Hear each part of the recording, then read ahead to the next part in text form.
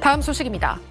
개그우먼 이수지 씨가 패러디한 대치동 엄마 캐릭터가 큰 화제를 낳고 있습니다. 하루의 모든 일정을 자녀 교육에 맞춘 엄마의 일상을 다룬 건데요. 과장은 있지만 고증이 너무 뛰어나다는 네티즌들의 댓글이 줄을 잇고 있습니다. 특히 이수지 씨는 강남 엄마 교복으로 불린다는 명품 패딩 몽클레르 제품을 입고 출연했는데요. 이에 네티즌들은 이제 입고 나가기 어렵겠다는 반응도 내놓고 있습니다.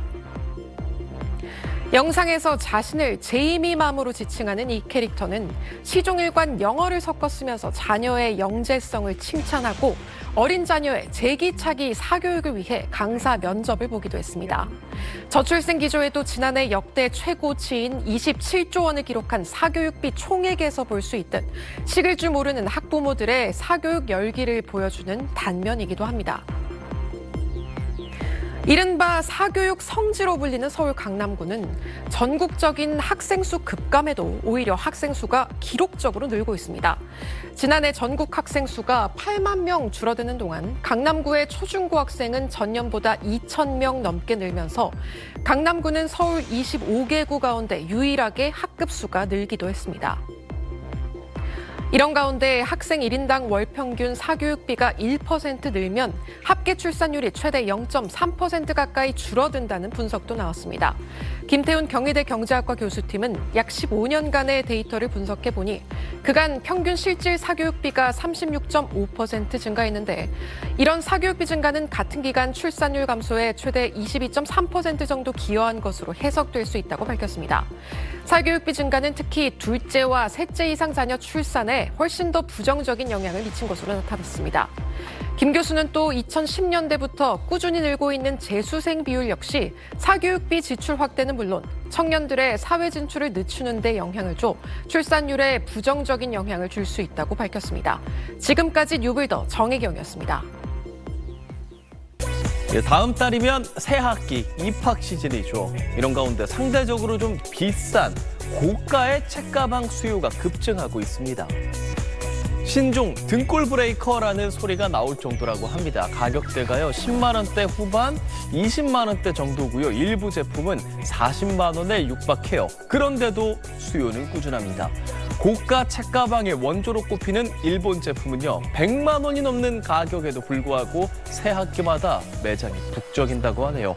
한 학부모는 생각보다 높은 가격에 당황했지만 아이의 입학 선물이기도 하고 친구들과 비교를 당하진 않을까 하는 우려에 20만 원대 책가방을 샀다고 말했습니다. 업계 전문가들은 자녀에 대한 지출을 아끼기 어려운 부모들의 심리와 함께 내구성이 좋아 오래 사용할 수 있다는 점이 고가 책가방 수요를 견인하고 있다고 분석했습니다. 다음 소식입니다. 지난 8년간 전국 초중고 학생 수는 609만 명에서 521만 명으로 15% 정도 줄었습니다. 학령 인구 감소로 교육부는 학교 간 통폐합을 유도하는 정책도 추진하고 있는 상황인데요. 이렇게 학생 수는 줄어들고 있지만 사교육비는 오히려 더 는 것으로 조사됐습니다. 통계청 조사 결과 2017년 38만 원이었던 1인당 월 평균 사교육비는 2023년 55만 3천 원으로 45% 는 것으로 파악됐습니다. 가장 지출이 높은 지역은 서울이었는데요. 전체 평균은 1인당 월 74만 원이었고 이 중에서도 교육열이 뜨거운 강남구 도곡동과 역삼동의 경우 증가율을 적용해 계산해보면 2023년 1인당 사교육비는 월 185만 원 정도로 추산됩니다. 초중고 12년 동안 이 지역에서 사교육을 받을 경우 필요한 금액은 2억 7천만 원 정도로 제주도에 있는 20평 면적의 아파트를 살 수 있는 금액입니다. 소득이 올라갈수록 사교육비에 투입하는 비용도 높았습니다. 월 평균 소득이 800만 원 이상인 가구의 1인당 사교육비 지출은 300만 원 미만의 가구인 가구의 3.7배에 이르렀습니다. 이처럼 점차 늘어나는 사교육비는 안 그래도 심각한 저출생 상황에서 출산과 양육에 큰 걸림돌이 될 수밖에 없는 현실입니다. 지난해 여성 1명이 평생 출산하는 자녀 수를 뜻하는 합계 출산율은 9년 만에 조금 반등한 0.75명 수준이 될 것으로 예측되는데요. 하지만 반등 추세가 이어질지는 미지수입니다. 이런 가운데 자녀의 학업 성취도를 높이기 위해 무작정 사교육을 늘리는 것이 능사가 아니라는 주장도 나왔습니다. 기존 연구자들의 연구 결과를 가지고 와서 사교육비 지출이 늘어났을 때 학업 성취도나 수능 성적이 얼마나 변하는지를 이제 살펴보았습니다.